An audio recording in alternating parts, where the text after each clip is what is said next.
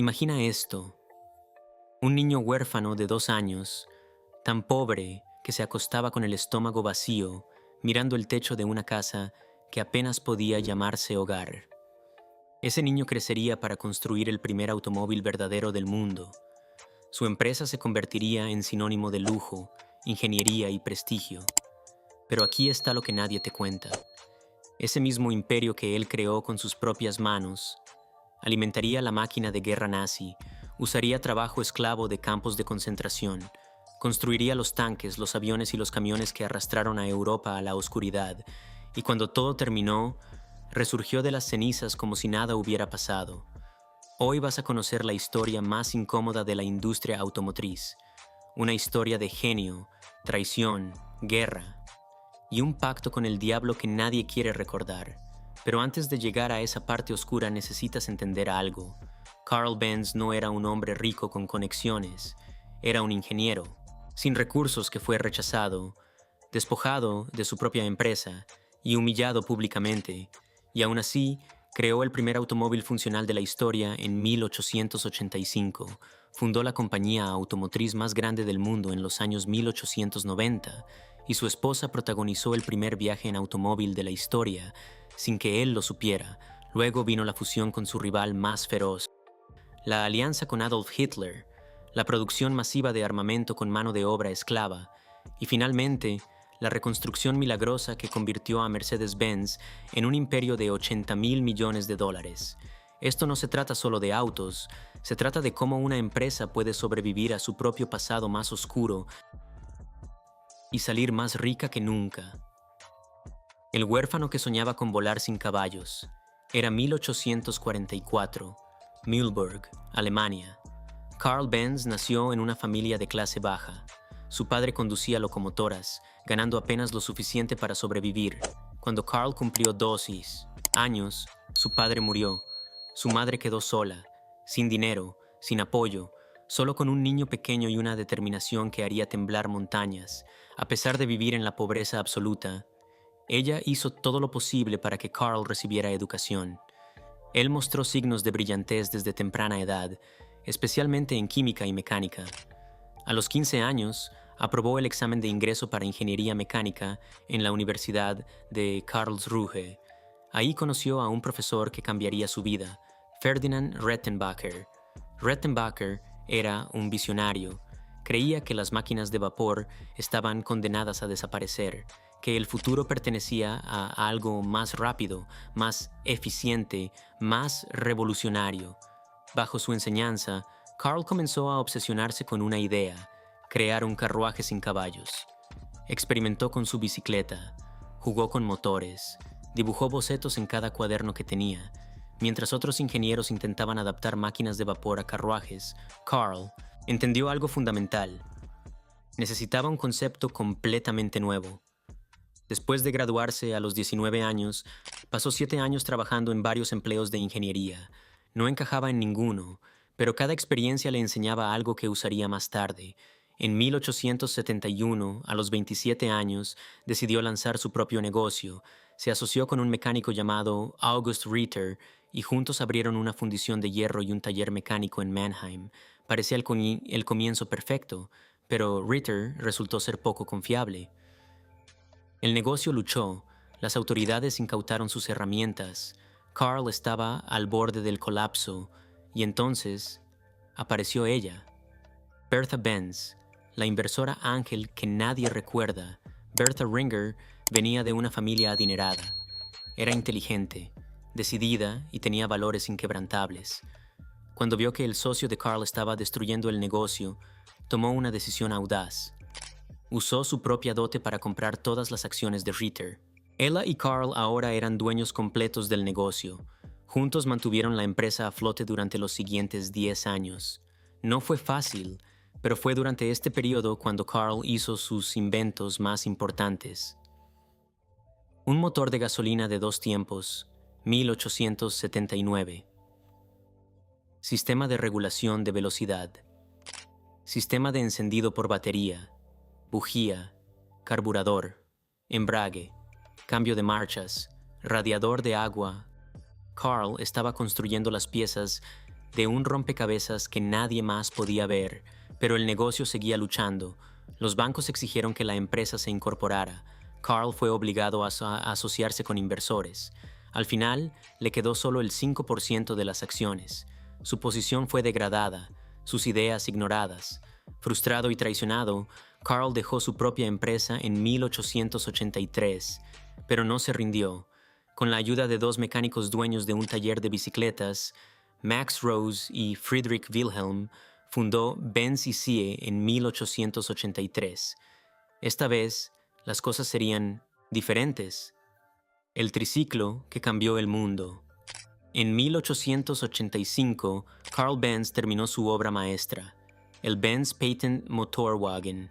No era solo un carro con un motor agregado, era un vehículo construido alrededor del motor, 3 ruedas, un motor de gasolina de un cilindro, 2/3 de un caballo de fuerza, velocidad máxima, 7 millas por hora. En el verano de 1886, Carl condujo su invento en público por primera vez. La reacción fue mixta. Algunos lo admiraron, otros lo llamaron el diablo conduciendo un carruaje infernal. La mayoría pensó que explotaría en cualquier momento. Incluso sus socios comerciales dudaban. ¿Por qué alguien compraría esto? No es más rápido que un caballo. Se puede averiar. Se queda sin combustible. Carl estaba convencido de que tenía razón, pero necesitaba pruebas. Y entonces, en el verano de 1888, Bertha tomó la decisión más audaz de su vida. Una mañana, mientras Carl dormía, ella y sus 2 hijos se subieron al Motorwagen y condujeron 66 millas hasta la casa de su madre en Pforzheim. Nadie había intentado un viaje tan largo antes. Las calles eran polvorientas, rocosas, diseñadas para caballos. Tuvieron que parar en una farmacia para recargar gasolina. Bertha hizo reparaciones mecánicas en el camino. 12 horas después, llegaron. El viaje se convirtió en noticia internacional. El mundo finalmente entendió. El automóvil había llegado para quedarse. En 1890, Benz y Sie se convirtió en el segundo fabricante de motores más grande de Alemania. En 1893, lanzó el Benz Velo, el primer automóvil de producción en masa del mundo. Producción total, 100 unidades. Carl Benz había construido el imperio automotriz más grande del mundo. Pero había un rival acechando: Daimler versus Benz, la guerra que cambió todo. Gottlieb Daimler y Wilhelm Maybach dirigían Daimler Motorengesellschaft, una empresa rival situada cerca de Benz. En 1901, Maybach diseñó el Mercedes 35 caballos de fuerza, el primer automóvil que se parecía a nuestra idea moderna de un auto. Motor potente, chasis de acero, masa baja al suelo, velocidad máxima, 56 millas por hora. El nombre Mercedes tiene un origen fascinante y emotivo. Fue nombrado en honor a Mercedes Jelinek, la hija de 11 años de Emil Jelinek, un empresario austrohúngaro apasionado por los automóviles y cónsul en Niza. Jelinek era distribuidor y piloto de carreras de Daimler, y en 1900 encargó un vehículo revolucionario bajo una condición: que llevara el nombre de su hija. El nombre Mercedes, de origen español y que significa gracia o misericordia, resultó ser comercialmente perfecto. Era exótico, elegante y fácil de pronunciar en varios idiomas. Jelinek incluso adoptó legalmente el apellido Jelinek Mercedes. Ese nombre se convertiría en sinónimo de lujo, velocidad y prestigio automovilístico mundial. Mercedes dominó las carreras. Atrajo a la élite. Benz estaba quedando atrás. Los socios de Carl trajeron diseñadores franceses para competir. Carl estaba furioso, odiaba las carreras, pensaba que eran peligrosas. Enojado, dejó la empresa, pero permaneció en la junta directiva. Eventualmente, Benz aceptó competir, y ganaron. El Blitzen-Benz de 200 caballos de fuerza rompió el récord mundial de velocidad en 1911, 140 millas por hora. Benz y Daimler ahora eran iguales, pero entonces llegó la Primera Guerra Mundial. Mercedes-Benz y los nazis. Después de la guerra, Alemania estaba en ruinas. Benz y Daimler luchaban por sobrevivir. En 1924 firmaron un acuerdo de cooperación. En 1926 se fusionaron completamente, Daimler-Benz AG. Sus vehículos ahora se llamaban Mercedes-Benz. Carl Benz vivió para ver el éxito. Murió en 1929, a los 84 años. Pero lo que vino después, él nunca lo hubiera aprobado. En 1933, Adolf Hitler llegó al poder. Quería mostrar la ingeniería alemana al mundo. Otorgó subsidios masivos a Daimler-Benz para competir en carreras internacionales. De 1934 a 1939, Mercedes dominó el Grand Prix, velocidades de hasta 200 millas por hora. Hitler amaba Mercedes.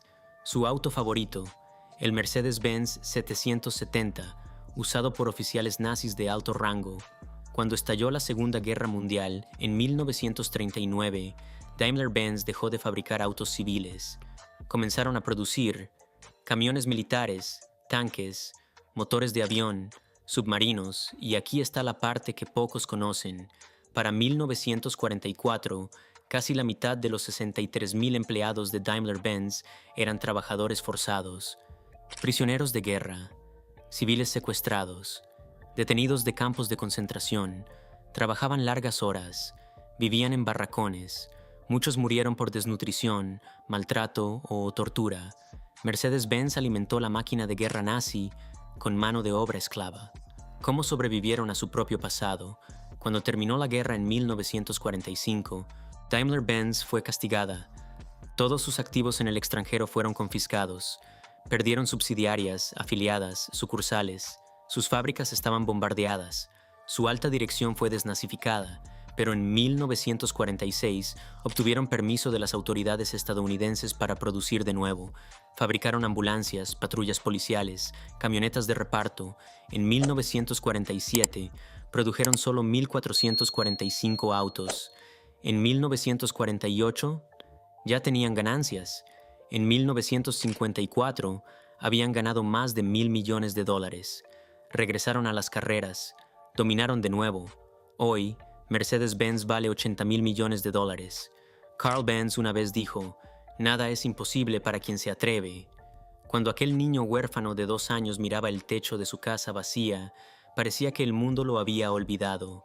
Lo que nadie entendía era que ese niño estaba destinado a cambiar la historia, a crear el primer automóvil, a fundar un imperio, pero también a dejar un legado, manchado por una de las épocas más oscuras de la humanidad. Mercedes-Benz sobrevivió, prosperó y nunca miró atrás. Esa es la verdad incómoda del éxito. Si esta historia te hizo reflexionar, dale like. Dime en los comentarios, ¿puede una empresa redimirse de su pasado? Suscríbete para más historias que no te contarán en ningún otro lado. Nos vemos en el próximo episodio en el Laboratorio de Mentes Millonarias.